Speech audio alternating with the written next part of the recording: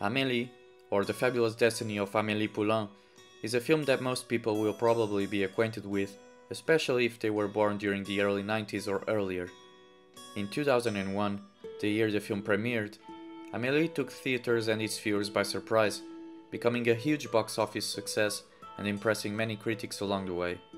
The film won several national awards, particularly at the César Awards ceremony, the French counterpart to the American Oscars, whilst earning nominations and prizes at the British Academy Film Awards, the Oscars, and the European Film Awards.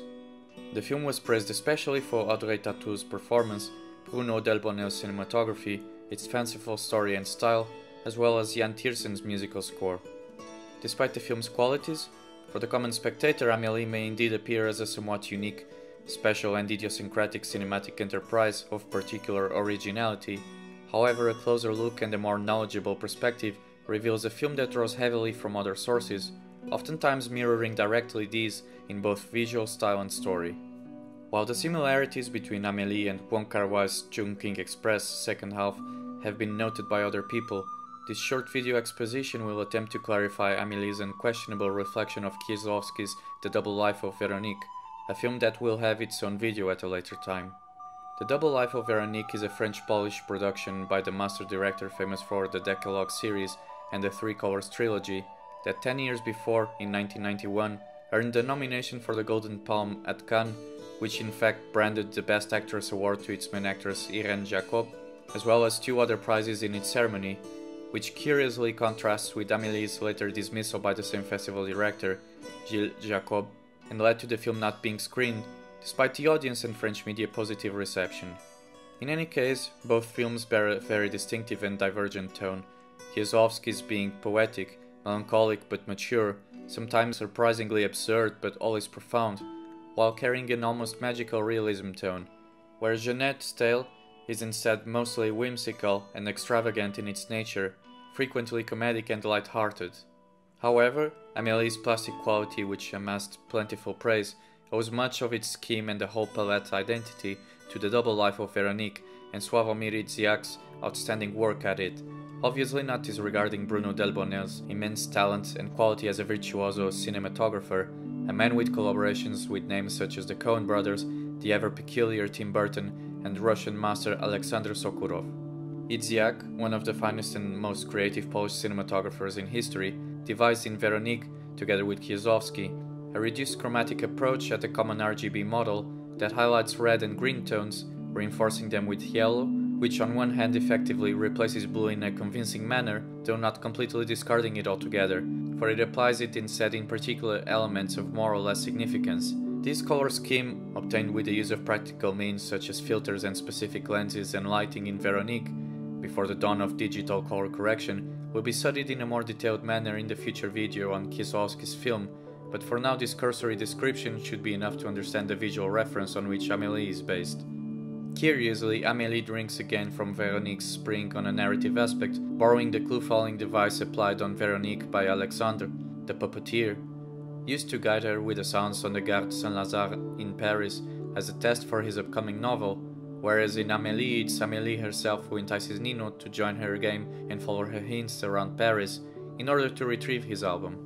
Seen from a purely photographic level, while acknowledging the color palette taken from Veronique, it's surprising nonetheless to find Amélie actually taking very specific framing and visual elements directly from Veronique, which ultimately may be an homage to the Polish director's master fable, though these have not been given too much attention and study so far. These particular similarities, some perhaps accidental, others certainly intentional, will all be left side by side for a better understanding, relinquishing commentary so that viewers may appreciate them at their own will.